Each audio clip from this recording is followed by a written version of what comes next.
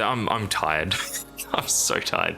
But yeah, appreciate you getting all the way through this with me. It's been a lot making these videos, especially this time of year, so appreciate you coming along the journey. Hi friends, welcome back to the channel. I've done 4 out of 4 gym sessions this week, and I'm incredibly sore. If you're new here, my name's Ash, I'm 27, I'm a cybersecurity enthusiast, and on this channel we play tryhackme walkthroughs, we do capture the flags together, we learn all things cybersecurity on our ways to being a professional. On today's video, we're going over day 20, firmware of the tryhackme Advent of Cyber 2022 challenge. For everything else that you need, playlist, timestamp, links, all of that is in the description. All right, let's get started. So I've loaded up tryhackme.com. We've got day 20 here, firmware. I've gone and selected start machine, so that's booting up. And our focus now is on this mysterious device in the workshop. Alf Forensic McBlue has been able to find the device ID of the hardware. So Alf McSkitty will help to reverse the encrypted firmware and find interesting endpoints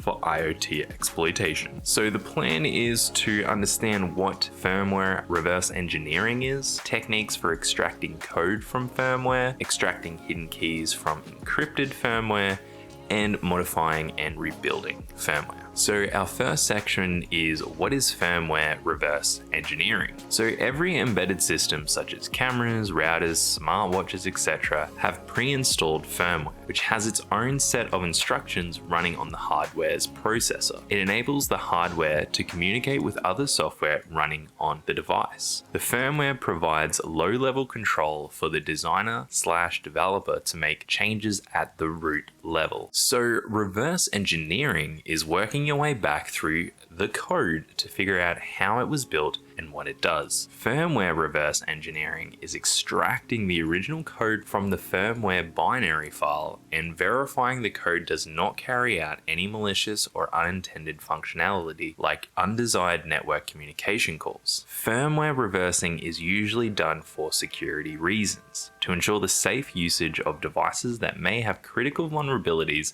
leading to possible exploitation or data leakage. Consider a smartwatch whose firmware is programmed to send all incoming messages, emails, etc. to a specific IP address without any indication to the user. Next up, we have firmware reversing steps. So our steps are as follows. 1. The firmware is first obtained from the vendor's website or extracted from the device to perform the analysis. The obtained/extracted firmware is usually a binary file, and it's first analyzed to figure out its type, bare metal or OS based. It's verified that the firmware is either encrypted or packed. The encrypted firmware is more challenging to analyze and it's usually more tricky, and it usually needs a tricky workaround, such as reversing the previous non-encrypted release of the firmware or performing hardware attacks like side channel attacks to fetch the encryption keys. Once the encrypted firmware is decrypted, different techniques and tools are used to perform reverse engineering based on the type. So next up, types of firmware analysis. So firmware analysis is carried out through 2 techniques, static and dynamic. Static analysis involves an essential examination of the binary file contents, performing its reverse engineering, and reading the assembly instructions to understand the functionality. This is done through multiple commonly used command line utilities and binary analyst tools such as binwalk, firmware modkit, and firmwalker. Binwalk is a firmware extraction tool that extracts code snippets inside any binary by searching the signatures against many standard binary file formats like zip, tar, exe, and elf. Binwalk has a database of binary header signatures against which the signature matched is performed. Common objective of using this tool is to extract a file system like one of the following, which is embedded in the firmware binary. The file system has all the application code that will be running on the device. FMK is widely used for firmware reverse engineering. It extracts the firmware using binwalk and outputs a directory with the firmware file system. Once the code is extracted, a developer can modify desired files and repack the binary file with a single command. And lastly, FIRMWARE searches through the extracted firmware file system for unique strings and directories like etc shadow, etc password, etc SSL, special keywords like admin root password, etc., vulnerable binaries like SSH, telnet, and netcat. Then dynamic analysis. Firmware dynamic analysis involves running the firmware code on actual hardware and observing its behavior through emulation and hardware/software based debugging. One of the significant advantages of dynamic analysis is to analyze unintended network communication for identifying data pilferage. The following tools are also commonly used for dynamic analysis. So we have QEMU, not sure, is a free and open source emulator, QEMU emulator, and enables working on cross-platform environments. This tool provides various ways to emulate binary firmware for different architectures like advanced RISC machines, microprocessors without interlocked pipeline stages, etc. on the host system. So this tool can help in full system emulation or in a single binary emulation of ELF executable and linked format files from Linux systems and many different platforms. GNU Debugger, or GDB, is a dynamic debugging tool for emulating a binary and inspecting its memory registers. GDB also supports remote debugging, commonly used during firmware reversing when the target binary runs on a separate host and reversing is carried out from a different host. So shall we reverse some firmware? Let's do it. Alright, so we've already launched our virtual machine and that's going to load into our split screen. So let's get that up. In case you refresh your web browser, it will appear in the target machine. It's restarted or rebooted, chose default, blah, blah, blah, blah. In reality, the machine size is the same, so you progress another one. When reversing the firmware, use the password Santa1010 if prompted for sudo. After identifying the device ID, McSkitty extracted the encrypted firmware from the device to reverse engineer it. She needs an unencrypted version of the firmware first. Luckily, she found it online. Open the terminal and run the dir command and you'll see the following directories. So we have bin-unassigned and firmware-mod-kit. So it looks like firmware mod kit, that's what's been here, we'll use that. And then I guess these are the binaries and we'll see the difference between the two. The bin folder contains the firmware binary, while the firmware mod kit folder contains the script for extracting and modifying the firmware. In this exercise, we will primarily be using two tools. Binwalk for verifying encryption can also be used to decrypt the firmware. So we can use binwalk-E-N, and then firmware modkit, the library for the firmware extraction and modification, extract-firmware.sh, a bash shell. So now coming over the task, we'll perform reversing step by step. Step 1, verifying encryption. So in this step, McSkitty will verify whether the binary firmware 2.2-encrypted.gpg is encrypted through file entropy analysis. First, change the directory to the bin folder. So we'll cd into bin, and there we have firmware that they're talking about. And then we'll use binwalk to verify the encryption using the command binwalk-n. So let's go binwalk-n against our firmware, and we'll run that.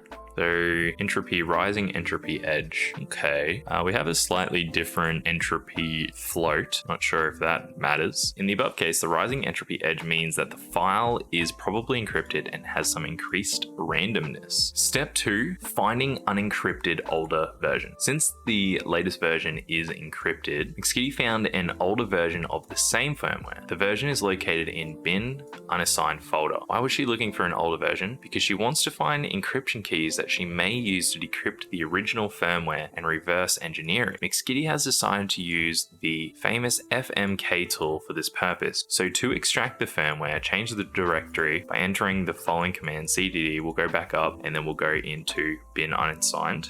So we can do that in one go.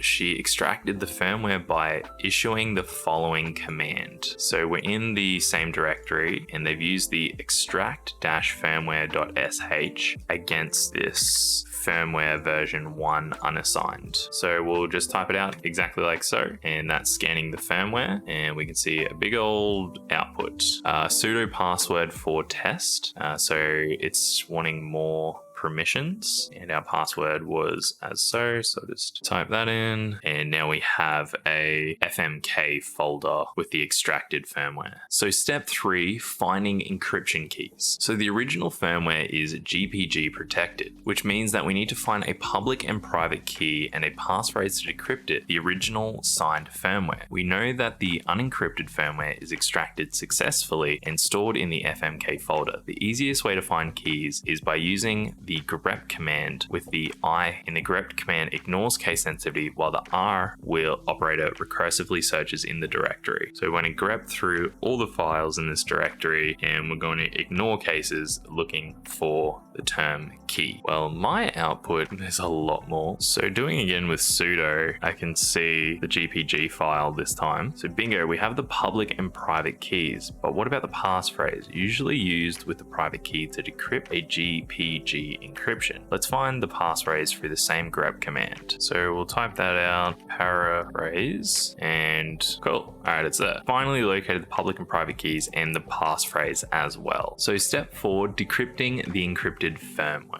So now that we have the keys, let's import them using the following command. So gpg -- import and the directory to that private key. gpg -import fmk fs gpg and then private key. Passphrase import.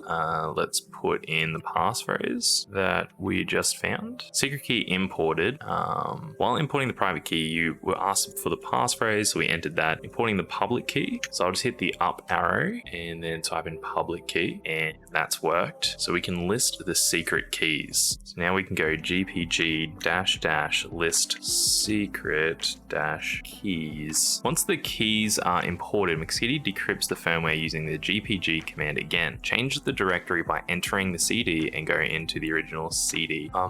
Okay, this is the secret key, just this whole thing. All right, so let's CD up into the bin directory, and then we can go gpg to the firmware. I guess we don't need to type anything. So now we have the passphrase. So is that the same passphrase? So we had the GPG, which was encrypted, and now we just have it by itself. All right, so step 5, reversing the original encrypted firmware. So this is the simplest test. We can use a bin walk or FMK to extract code from the recently unencrypted firmware. In this example, we will be using FMK to extract the code. So we can use that same FMK bash shell, and we can use it now against our unencrypted. That's now created the FMK directory, and McCity has finally been able to reverse the complete firmware and extract essential tools she will use for IoT exploitation. Next room, she has used the keys from the older version 1.0 to decrypt the later version 2.2 in the same firmware. The camera folder in the FMK rootfs directory will contain all the necessary files that we'll be using in the next task. Cool. Okay, so what was the flag value after reversing the file firmware 2v2 encrypted.gpg? The flag contains underscores. If you're seeing spaces, the underscores might not be rendering. Okay, let's just hit up arrow, and that was when we went. Did we need to list everything out? Was it? So it wasn't when we decrypted it, it was when we reversed it. Does that mean it's somewhere in FMK? If we go ignore case, recursive, and search flag. So we just go into FMK and we'll try that again. -I recursive, and we'll just search flag. Looks like there's a lot. I'm not sure if I'm looking in the right place. Maybe just THM. Hey, there we go. So there's a rootfs flag.txt. So we can put that in there. Next up, we've got what is the paraphrase value for the binary firmware v1 _ undersigned. So that was Santa at 2022. And then after reversing the encrypted firmware, can you find the build number for rootfs? Let's just have a look around. So let's go into, there was the flag that we were looking for. So somewhere in here, we have build number. Maybe if we grep again, we look for build. Hey, there we go. 2.6.31. All right, that does us for day 20 firmware. That was pretty awesome. I feel like I've learned so much in these last 4 or 5 rooms, especially. My brain is just struggling to like remember everything, but that's okay. It's all a part of it. Thank you for getting to that. I'm tired. I'm so tired. But yeah, appreciate you getting all the way through this with me. It's been a lot making these videos, especially this time of year, so appreciate you coming along the journey. If you want to like and subscribe, that would be great. Helps me out. We're nearly at 1K. That's awesome. So thank you so much for the support. I'm gonna let YouTube recommend a video for you. So if you want to keep watching on the channel, that would be awesome. Otherwise, I will see you in the next video. So have a good one. And yeah, okay, I'll see you later.